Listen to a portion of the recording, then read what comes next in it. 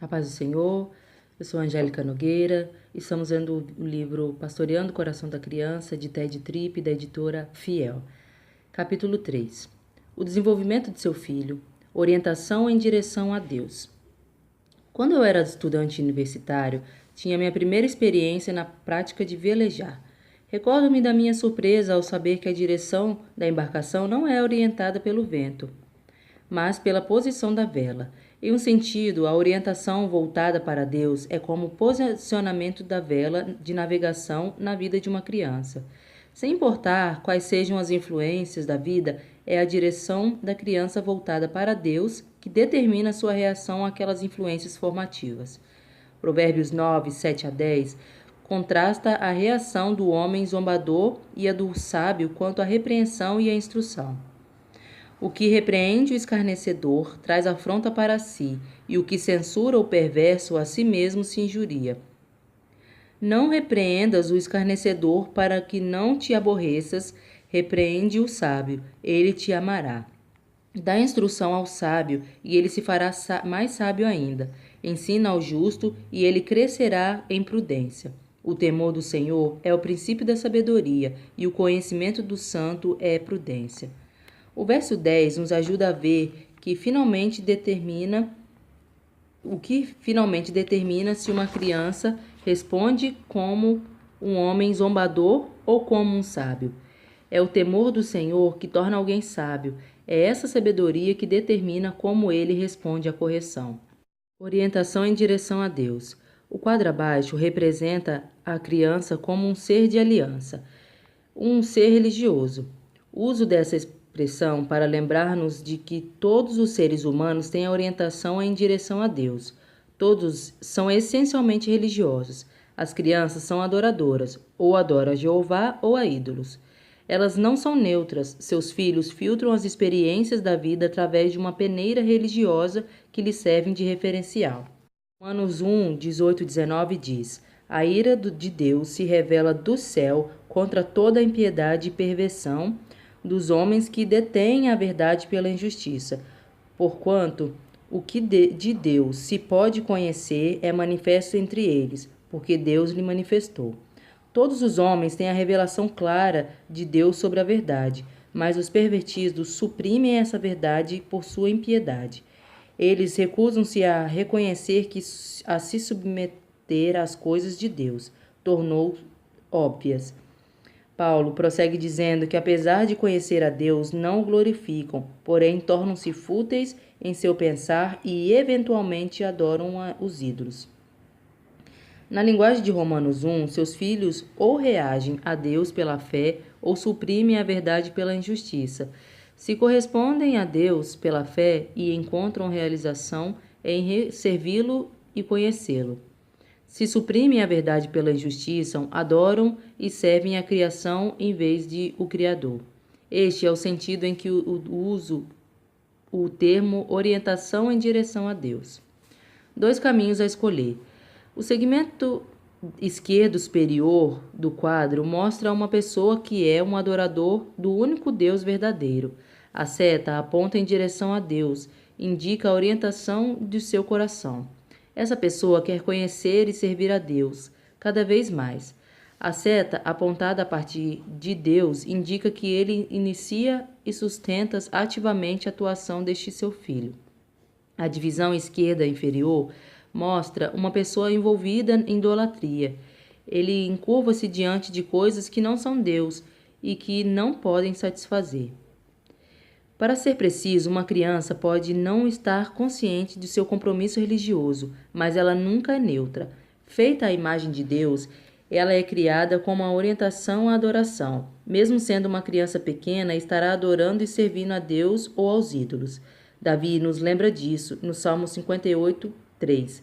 Desviam-se os ímpios desde a sua concepção.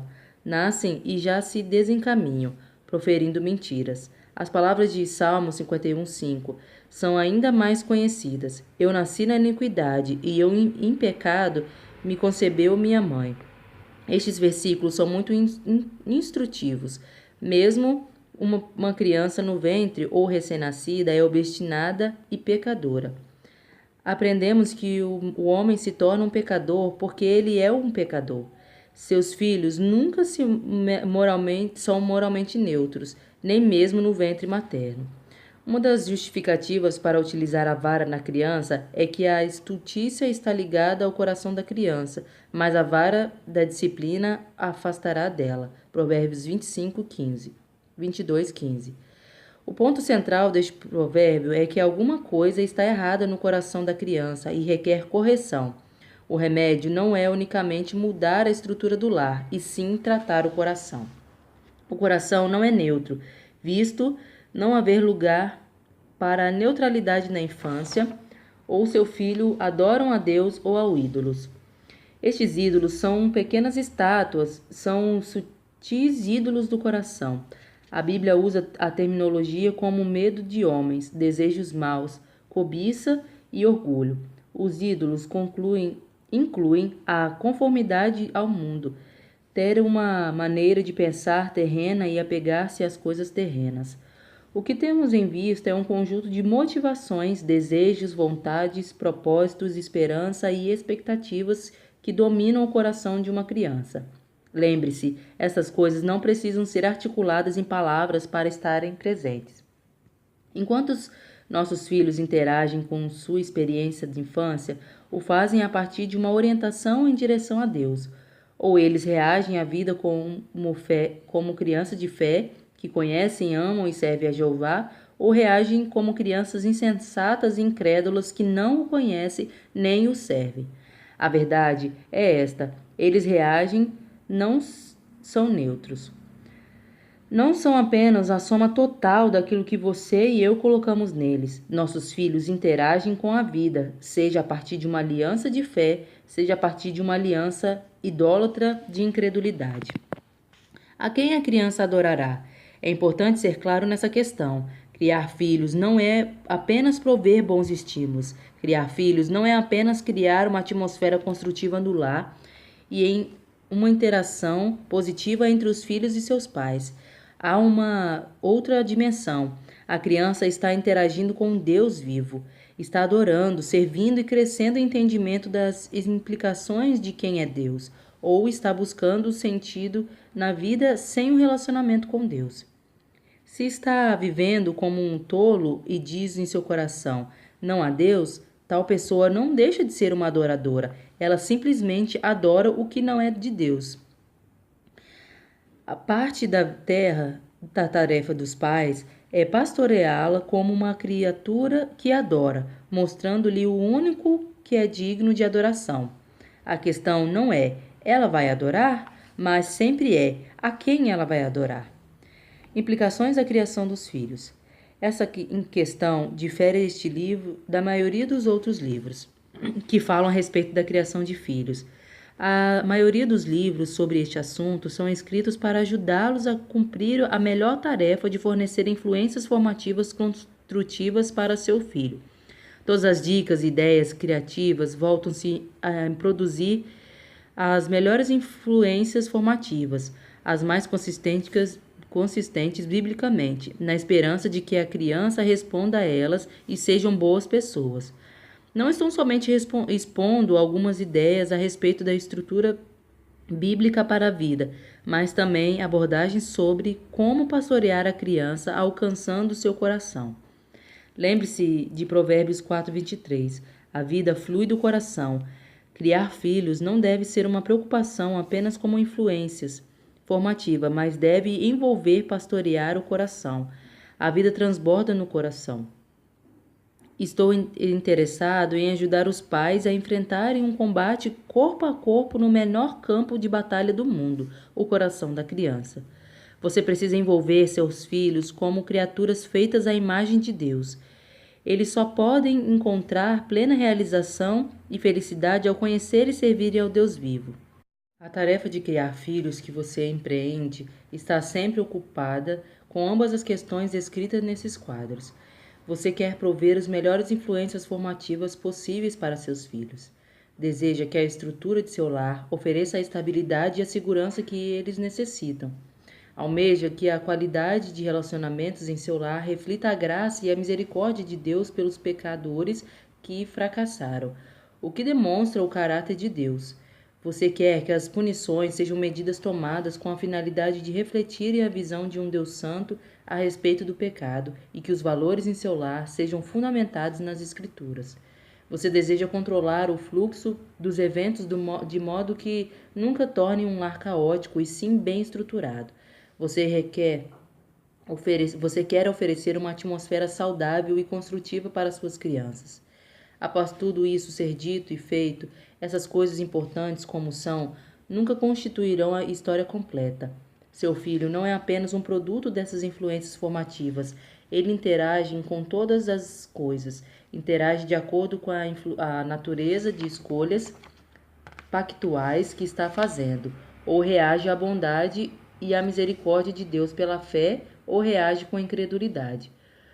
Ou ele passa a amar e confiar ainda mais no Deus vivo, ou se volta cada vez mais para várias formas de idolatria e autoconfiança. A questão não é apenas a natureza das influências formativas de sua vida, mas como ele tem reagido a Deus no contexto dessas influências formativas. Visto que a orientação em direção a Deus no coração do seu filho determina sua resposta à vida, você nunca poderá concluir que os problemas dele são apenas uma falta de maturidade. O egoísmo e a rebelião contra a autoridade não são fases passageiras. Essas coisas não são temporárias, visto que não refletem a imaturidade, mas sim a idolatria do coração de seu filho. Um adolescente chamado Alberto era um filho mentiroso. Ele agia mal na ausência de seu pai, mentia até quando não era vantajoso. Frequentemente roubava dinheiro de seus pais. Seu pai insistia em interpretar seu comportamento como imaturidade. O pai estava correto sobre a imaturidade de Alberto. Ele era imaturo, mas não era essa a razão pela qual tornara-se uma pessoa em que não se podia confiar. A razão pela qual não se podia confiar nele é porque era um pecador. Alberto estava tentando achar sentido para sua vida sem Deus. Na idolatria de sua rebelião contra a autoridade de Deus, na sua determinação de ser a sua própria autoridade, se torna alguém em que não se podia confiar. O pai de Alberto o achava incapaz de ajudar seu filho, até começar a ver o comportamento de Alberto como reflexo de um coração que se desviara de Deus.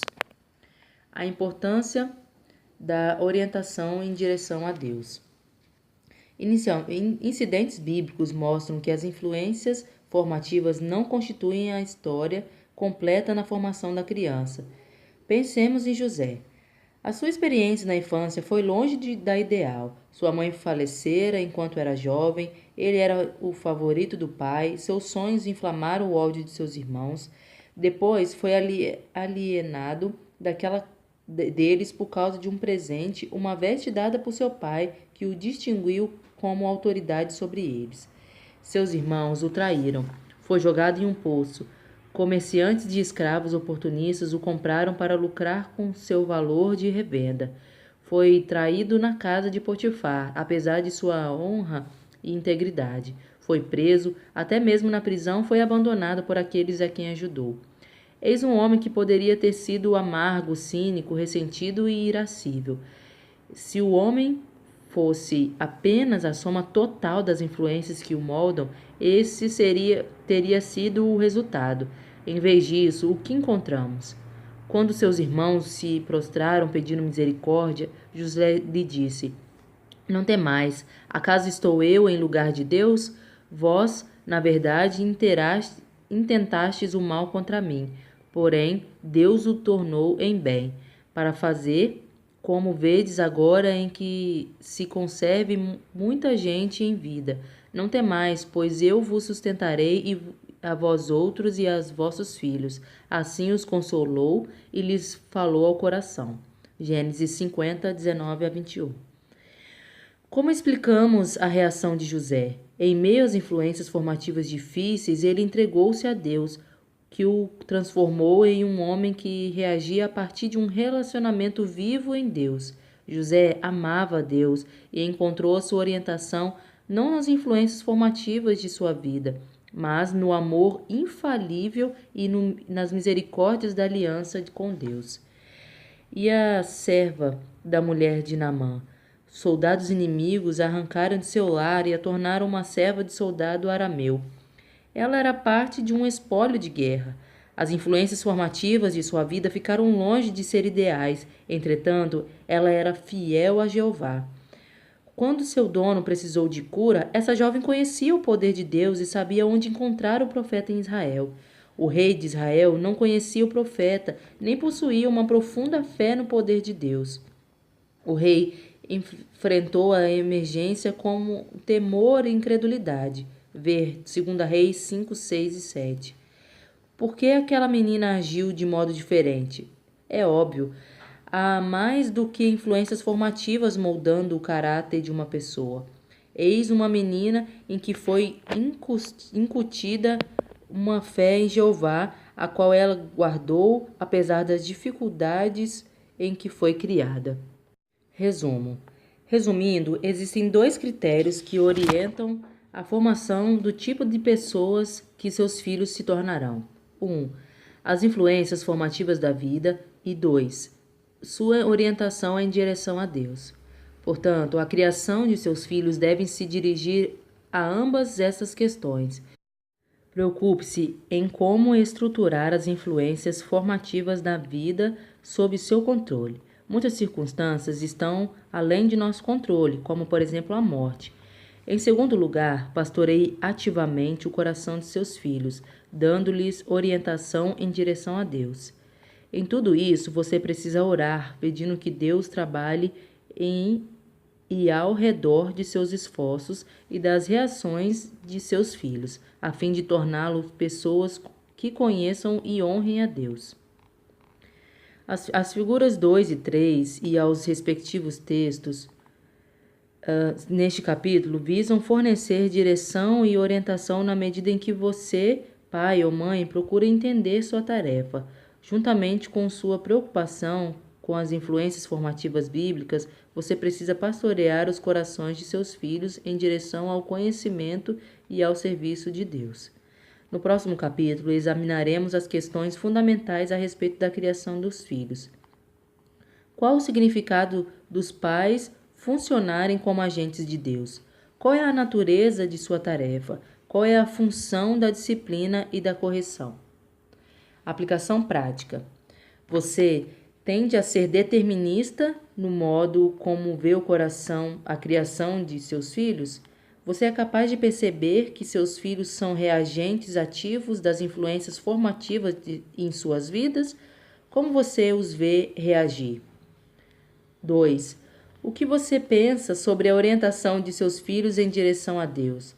Suas vidas e reações são organizadas em torno de Deus como Pai, Pastor, Senhor, Soberano e Rei? Ou você os vê vivendo por algum tipo de prazer, aprovação, aceitação ou algum falso Deus?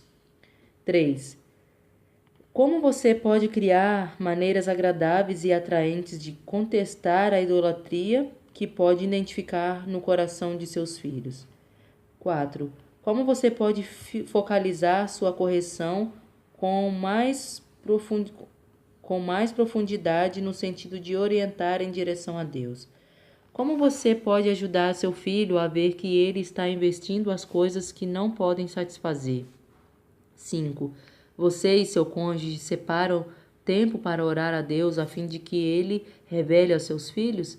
Afinal, Deus é poderoso para fazer qualquer obra no coração deles. Chegamos ao fim de mais um capítulo. Até a próxima.